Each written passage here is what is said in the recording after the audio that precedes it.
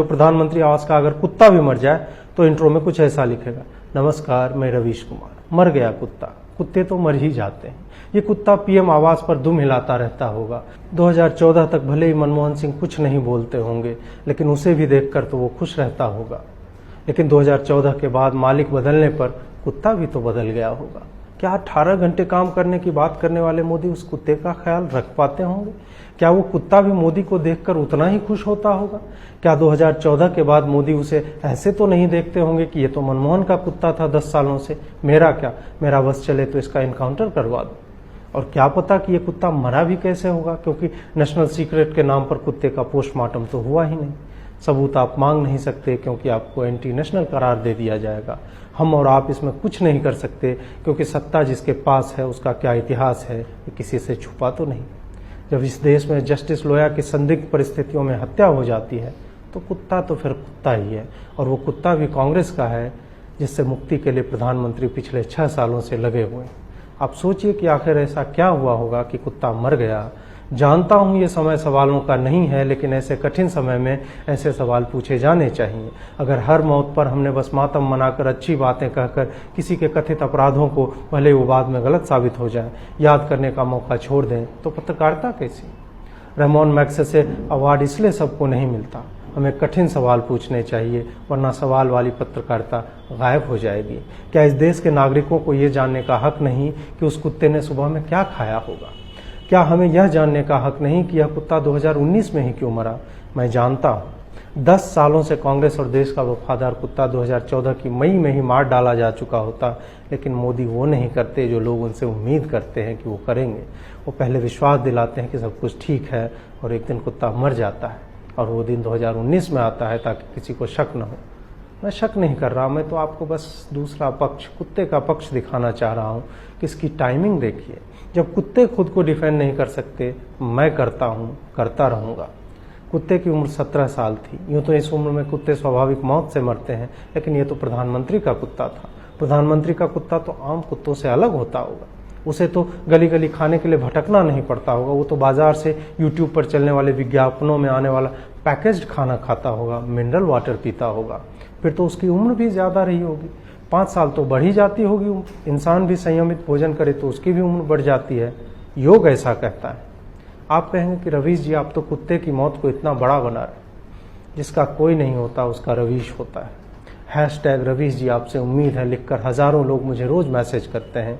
ये कुत्ता भी करना चाहता होगा, लेकिन आधार कार्ड और मोबाइल नंबर के जुड़े होने के इस दौर में क्या प्रधानमंत्री कार्यालय को कुत्ते पर शक नहीं होता? शक क्या, वो तो पूरा मैसेज ही पढ़ लेते होंगे जैसे हमारा आपका पढ़ते हैं। इसलिए एक पत्रकार के तौर पर मेरी जिम्मेदारी और बढ़ जाती है कि मैं उसका भी पक्ष रखूं। दूसरी बात, ये कुत्ता हमारे, आपके, हम सब के पैसों से पलता होगा। प्रधानमंत्री आवास का खर्चा टैक्स भरने वाले उठाते हैं, इसलिए हमें ये जानने का हक है कि उस पैसे का दुरुपयोग तो नहीं हो रहा था। उस कुत्ते को सुबह के खाने में जहर दे दिया गया होगा, वो किसके पैसे से आया होगा? कोई आदमी एक मूक जानवर को जहर देकर मार कैसे सकता है? कितना निर्दयी रहा होगा? इसका जवाब कौन देगा? इस बात को क्यों छुपाया जा रहा है मैं जानता हूँ। कुत्ता गाय नहीं होता, कुत्ता तो कुत्ता होता है, इसलिए उसके मरने पर शोर नहीं होता। संघ वाले बेहतर बताएंगे कि गाय और कुत्ते का फर्क क्या होता है। मोदी भी जानते हैं कि क्या फर्क होता है। भले उस कुत्ते ने कितने प्रधानमंत्रियों, नेताओं, सत्ता के शक्तिशाली लोगों का हाथ अपनी गर्दन पर महसूस किया होगा, लेकिन आज वो मर चुका है। सत्ता, पावर, नेता का करीबी होना उसके काम नहीं आया। उसे मार दिया गया जैसे लोग मार दिए जाते रहे। लेकिन आपको क्या, आप टीवी देखते रहिए, हिंदू मुसलमान करते रहिए। अर्थव्यवस्था पर डिबेट शुरू नहीं होता कि ध्यान हटाने के लिए कश्मीर से 370 हटाने की बातें शुरू हो जाती हैं। उस पर डिबेट शुरू होता है तो कोई नेता अचानक से मर जाता है। आपको मूर्ख बनाया जा रहा है। जब आप लिखते हैं कि रवीश जी आपसे उम्मीद है, तो मेरी ये उम्मीद आपसे यही होती है कि आप भी रवीश बन जाएं। आप भी चीज़ों को वैसे देखें जैसे मैं देखता हूं, आप भी वैसे ही चर्चा करें जैसे मैं करता हूं। आप भी कुत्ते को देखकर सोचें कि ये किसका है, ये क्या खाता होगा, जीडीपी बढ़ने से इसके जीवन पर क्या फर्क पड़ता होगा, क्या इसे पता भी होगा कि जीडीपी का मनुष्य करता क्या है। जब तक दर्शक जागरूक नहीं होगा, ऐसे ही आपको डराया जाएगा कि हाँ प्रधानमंत्री आवास का कुत्ता भी चला जाता है और किसी को पता नहीं चलता। चिल्लाने वाले एंकरों से पूछिए तो वो कहेंगे कौन सा कुत्ता, किसका कुत्ता।